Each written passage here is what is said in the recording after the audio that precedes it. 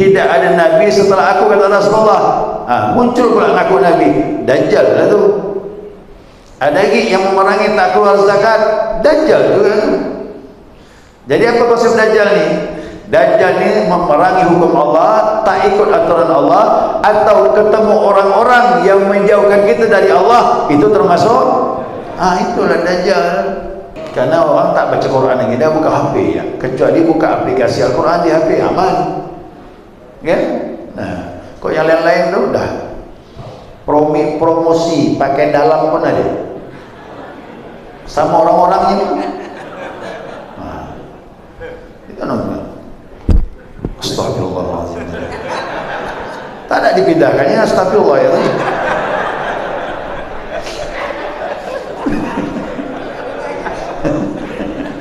Itu yang bahaya tu. Apa gaya istri tu? Istri buka lagu kasidah, istri datang, begitu istri pergi, balik asal lagi. Kacau lah.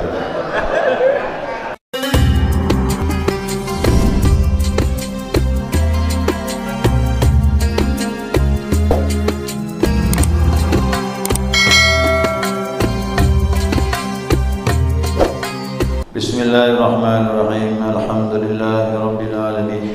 Allahumma salli ala nuril anwar wa siril asrar wa tiryakil aghyar wa miftahi babil yasar sayyidina wa maulana Muhammadin al-mukhtar wa alihi al-athhar wa ashabil akhyar adada ni'amillahi wa ibdalih.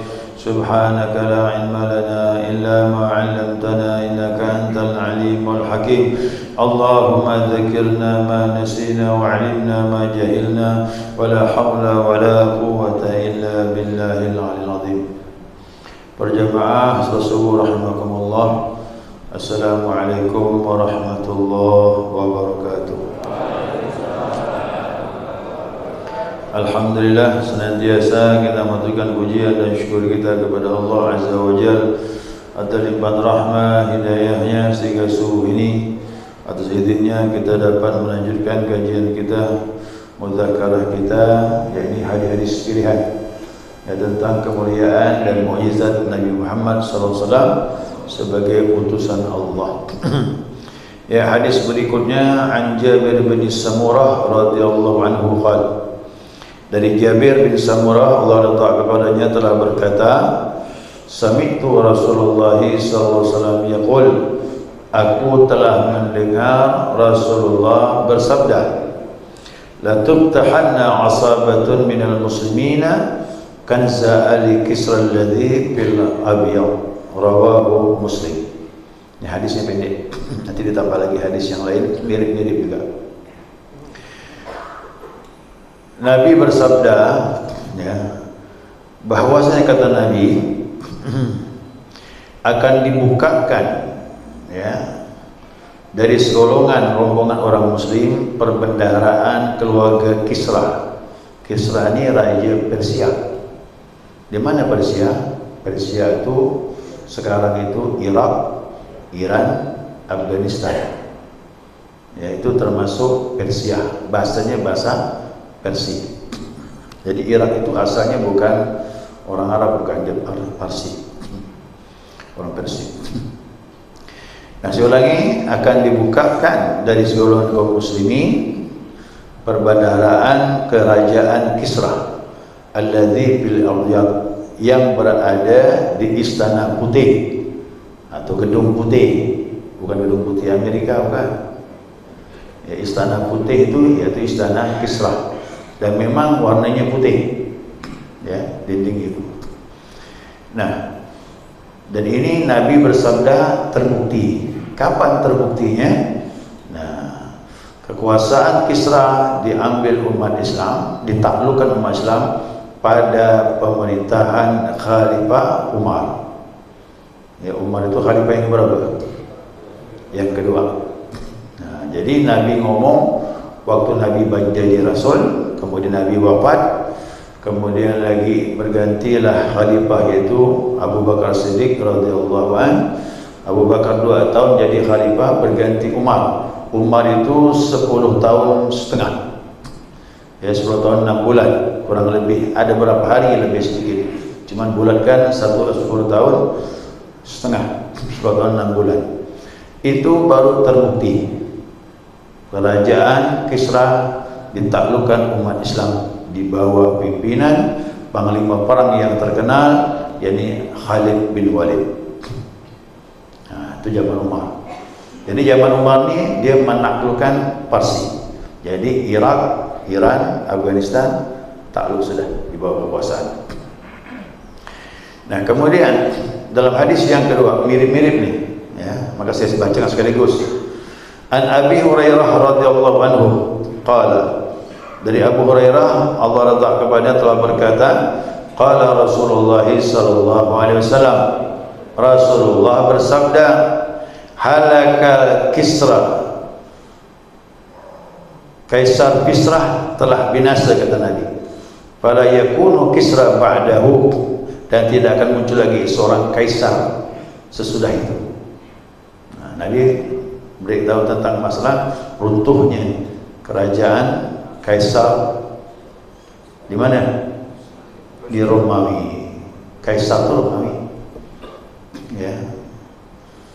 Halakal Kisra fala yakunu Kisra ba'dahu. Maaf ya, Kisra dulu. Binasalah Kisra dan tidak ada kekerajaan Kisra setelah itu.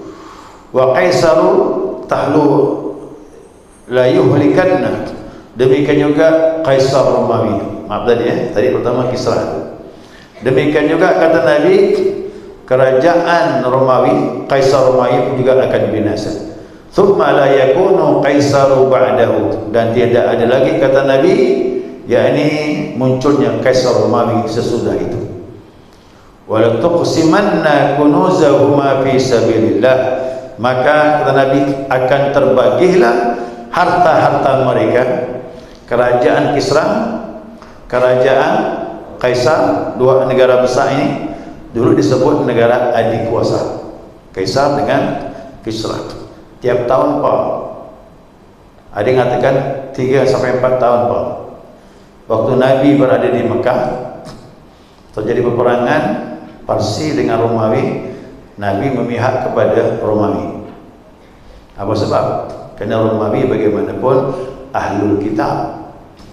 Ahlul kitab ini dia agamanya agama samawi, agama dari langit yang turun kitab kepada mereka, yakni umat Nabi Isa alaihissalam. Nah, ahlul kitab.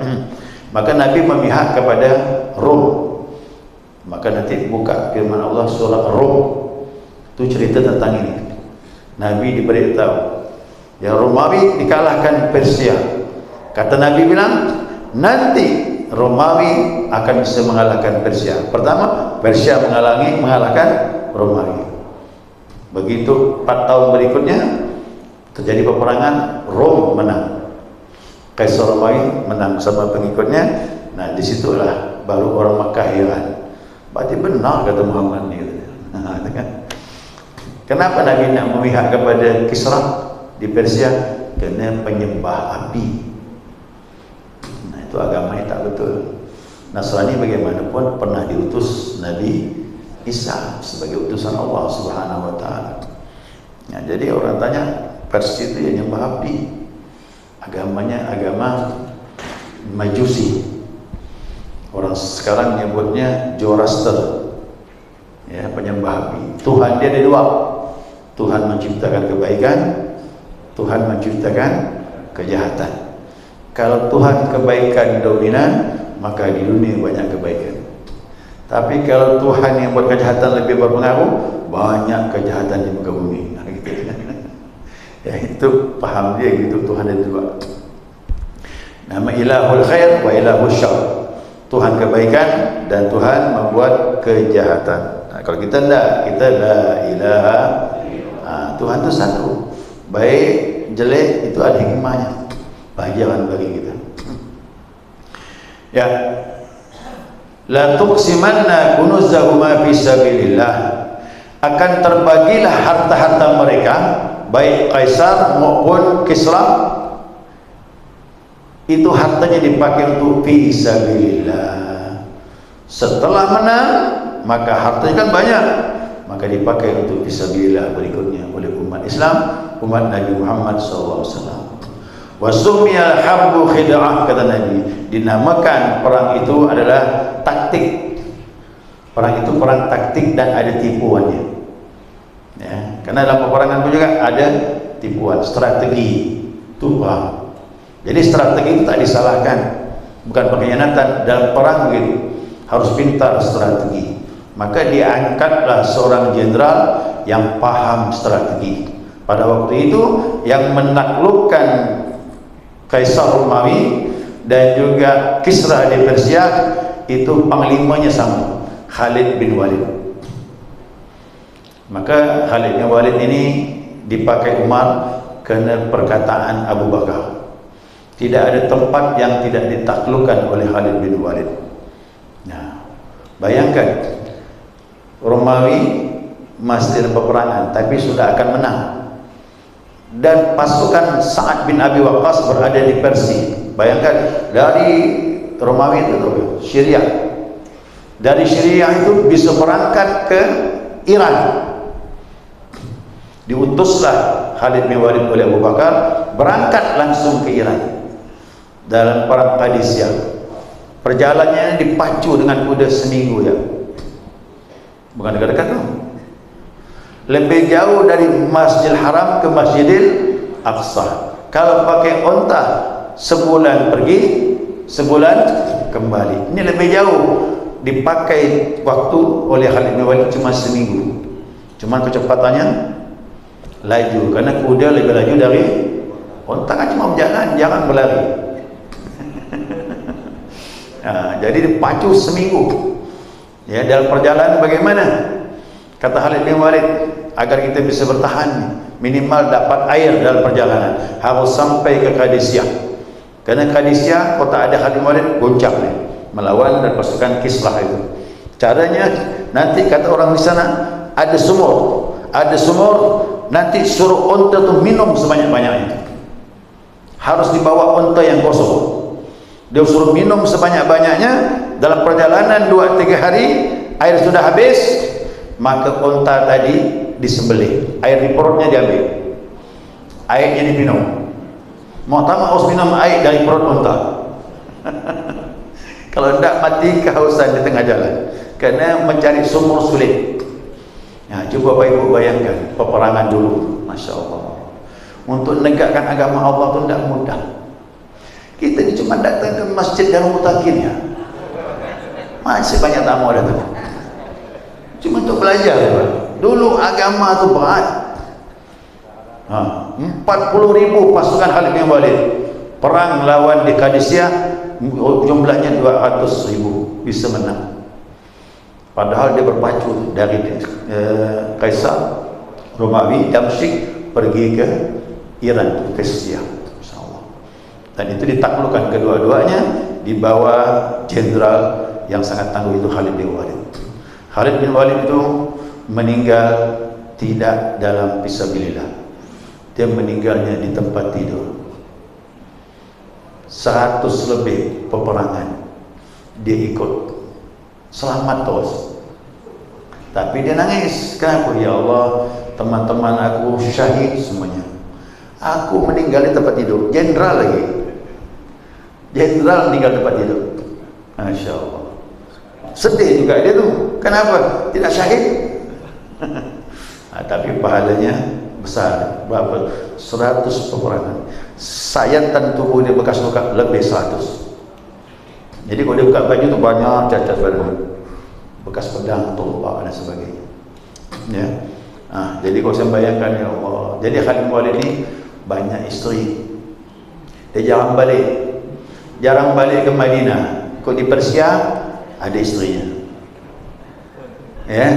Nanti ke Romawi kan berbulan-bulan, kadang sampai setahun 2 tahun, dan tak pernah kembali ke Madinah. Meninggal di dekat daerah Damsyik, daerah kampung lagi maksudnya makamnya itu. Kalau nak ziarah jauh. Nah, jadi bagaimanapun dia harus kahwin. Ya, jenderal pun mudah juga dia dapat istri masalah. Jadi ada di Pontianak ini ada seorang mufti tapi mazhab Hanafi, tidak dipakai oleh Sultan Muhammad sebagai mufti, cuma sebagai penasihat. Kenapa? Karena mazhabnya berbeda. Mazhab dia Hanafi. Jadi Afghanistan, Pakistan, apa lagi? Afghanistan, Pakistan, Iran dulunya itu mazhabnya banyak Hanafi. Nah, sekarang Iran sudah menjadi Syiah mayoritas. Ya Sunninya tidak banyak. Nah, tapi Pakistan, Afghanistan masih. Ada ulama dulu dari Afghanistan datang ke Pontianak, dekat dengan Sultan Muhammad. Nah, tapi tidak diangkat jadi mufti karena dia mazhabnya Hanafi. Nah, cuma dia boleh ngajar tafsir, ngajar hadis, kemudian ngajar tauhid. Nah, rumahnya daerah Basir. Ya. Nah, nasab dia dibawanya dari sana, nasabnya sampai kepada Khalid bin Walid. Datuk dia di atas sana Khalid bin Walid. Nah, saya pikir ini adalah dia. Khalid bin Walid kawin daerah Parsi, itulah keturunannya tu. Ya, di sana pun ada juga di Syria dan sebagainya. Nah, jadi dia banyak isteri, banyak juga keturunannya. Dan memang begitu Bapak Ibu, jangan heran. Bukannya kerana dia hawa nafsu, bukan, karena dia berada di tempat itu bertahun-tahun. Dia harus punya isteri di situ. Nanti dia pergi lagi ke Damsyik, harus punya isteri juga di sana. Ya. Ada keluarga daripada saya punya kakek dari sebelah ibu, adik bungsu kakek saya itu kawin sama orang Arab dari Mekah. Nah, dia itu merantau di Hadramaut ke Mekah. Di Mekah dia bekerja sana, kawin ada istri. Merantau lagi ke Indonesia, Jakarta, kawin di sana Jakarta. Nah, kemudian merantau lagi ke Pontianak, kawin lagi dengan adik kakek saya itu, perempuan, Bu Rahmah namanya. Dapat juga anak. Jadi di mana tinggal ada anak. Mekah ada anak, Jakarta ada anak, Pontianak pun ada anak. Dan waktu abahnya ini meninggal, anaknya kumpul di Mekah. Jadi dari 3 istri, anaknya kumpul. Tidak ribut. Orang sekarang tidak ribut. Orang dulu bagus. Karena jauh-jauh jaraknya, memang harus kawin. Takkan bukan membujang. Ya, nah, itu masalahnya. Udah ya? Terus hadis yang ketiga, yang terakhir. Ya, hadis yang ketiga. Mirip-mirip nih. Ya, semoga sampaikan sekaligus. Hadisnya selanjutnya dari Nafi' bin Utbah. Ya, Nafi' bin Utbah radhiyallahu anhu qala. Ya, dia berkata, qala Rasulullah sallallahu alaihi wasallam, Nabi bersabda, taghzuna jaziratal Arab. Kalian akan memerangi seluruh jazirah Arab. Nah, masih dekat masih ni, kau tadi tu jauh tu. Dari mulai Mekah, Madinah terus menyebar sampai ke Yaman, ke Damsyik, begitu dia. Dia mulai menyebar. Kalian akan memerangi seluruh jazirah Arab. Fayaftahu Allah, dan Allah akan memberi kemenangan. Thumma Farisun fayaftahu Allah, kemudian kalian akan memerangi Parsi. Tadi Irak, Iran, Afghanistan. Allah juga berikan kemenangan, kata Nabi. Thumma tarzuna Rum, kalian juga akan memerangi negeri Rom tadi, Romawi, Kaisar tadi. Fayaftahu Allah, dan Allah juga beri kemenangan kepada kalian. Ini Nabi ngomong masa yang akan datang. Terakhir, thumma tarzuna Dajjal, kalian akan memerangi Dajjal. Yaftahu Allah, Allah juga akan beri kalian kemenangan. Nah, tadi ada jelaskan, memerangi jazirah Arab, Islam semua, Parsi Islam, Romawi Islam, Dajjal pun kalian perangi, kata Rasulullah. Mana Dajjal? Boleh jadi Dajjal di masa sahabat, boleh jadi juga Dajjal masa kita sekarang ini. Nah, Nabi suruh mewaspadai, jangan sampai kita tertipu dengan Dajjal kok dapat diperangi, kata Rasulullah. Kapan? Zamannya Abu Bakar, zaman Umar, itu pembersihan Dajjal. Meninggal Nabi, bermunculan Dajjal. Mana Dajjalnya? Yang ngaku Nabi, Dajjal lah tu. Nabi dah bilang, la nabiyya min ba'di, tidak ada Nabi setelah aku, kata Rasulullah. Muncul pula ngaku Nabi, Dajjal lah tu. Ada lagi yang memerangi tak keluar zakat, Dajjal juga tu. Jadi apa konsep Dajjal ni? Dajjal ni memerangi hukum Allah, tak ikut aturan Allah, atau ketemu orang-orang yang menjauhkan kita dari Allah, itu termasuk itulah Dajjal.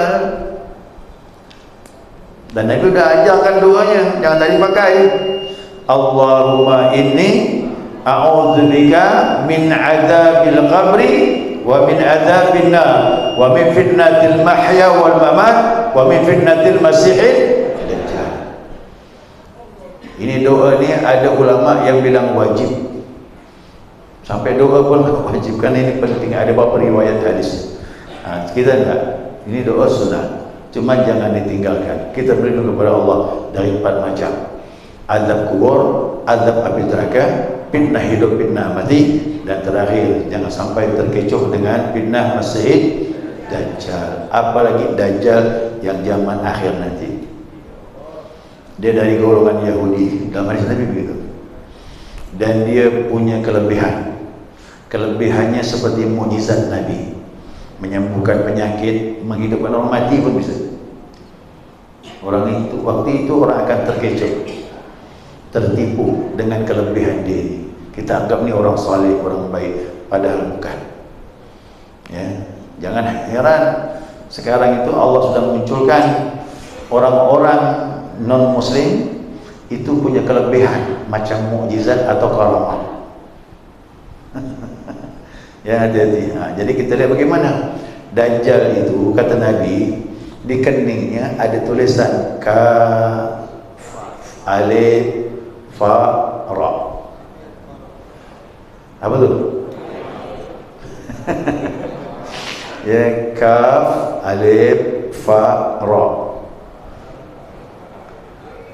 Tidaklah bisa melihat, ni kata Nabi, kecuali orang mukmin.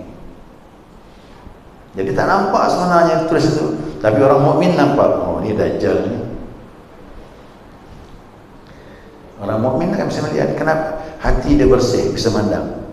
Ittaqu firasatal mu'min fa innahu yanzuru binurillah. Hati-hati kalian dengan firasat orang mukmin, dia melihat dengan cahaya Allah. Nampak wani Dajjal. Dajjal. Guru saya dulu waktu masih hidup, dia bilang, kita ni waktu zaman dia itu belum ada HP ni, belum ada HP, baru TV. Jadi TV itu udah mulai melaikan orang. Maghrib sampai Isyak, kadang Maghrib dia lewat. Kenapa? Acaranya bagus-bagus. Akhirnya Maghrib akhir, Isyak terlambat, Asar juga begitu akhir. Nah, waktu itu terjadi begitu, guru saya bilang, TV itu Dajjal, kata dia. Baru TV Pak, dia bilang Dajjal. Kau sampai kau lalai salat. Gimana HP ni? Gimana HP ni? Medsos ni. Aduh, asyik tu. Orang kau dah pakai HP, saya kok pergi ke mana-mana ya? Dia orang tu sibuk semua dengan HP tu. Kita lihat kita tempat-tempat ruang tunggu tu kan, yang menunggu di halte bandara, sibuk semua dia. Apa tadi? Oh, sadar dia takut dia. Ngomong pun susah, sibuk. Luar biasa dengan buat HP ni. Saya ni letakkan HP di rumah tu, mau ke belakang minum, tapi nunggu telefon orang, pergi minum, begitu balik tak ada, dah hilang HP.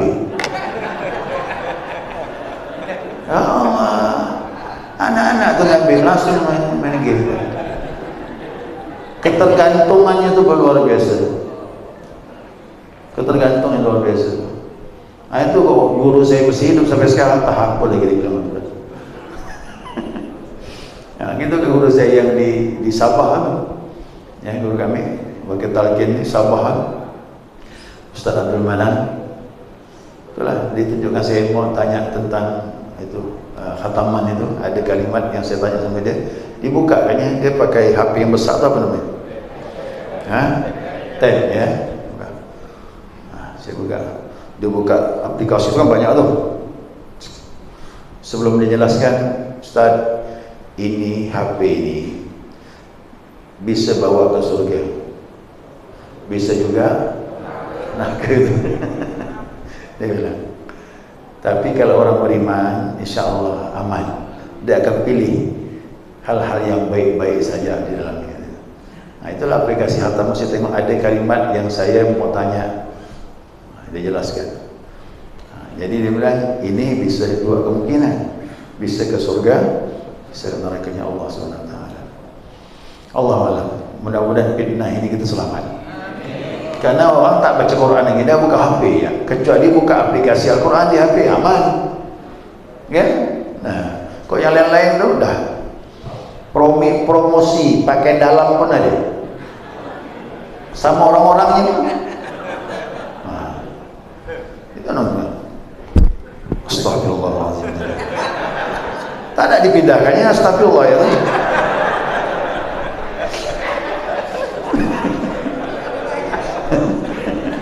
Nah, itu yang bahaya itu.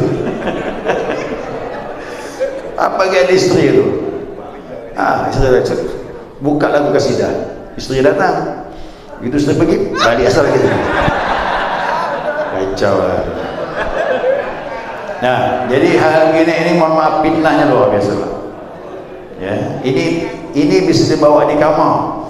Ada bioskop di kamar sekarang. Dulu bioskop di pasar, sekarang bioskop di kamar. Ya, jadi itulah namanya. Kalau tak dibetulkan iman, udah kita punya akan larut hal seperti itu. Ya, makanya saya, anak-anak saya itu minta beli HP, tak saya kasih, kecuali dia ngambil, diam-diam HP itu main. Beli HP dari saya, kecuali kalau kuliah. Kalau kuliah mau tamu harus beli. Dia perlukan itu. Laptop pun saya belikan buat kuliah. Tapi sebelum masa itu saya tak kasih HP. Mau makai itu tadi cucuri nama kami itu. Mau tak minum di belakang dah hilang.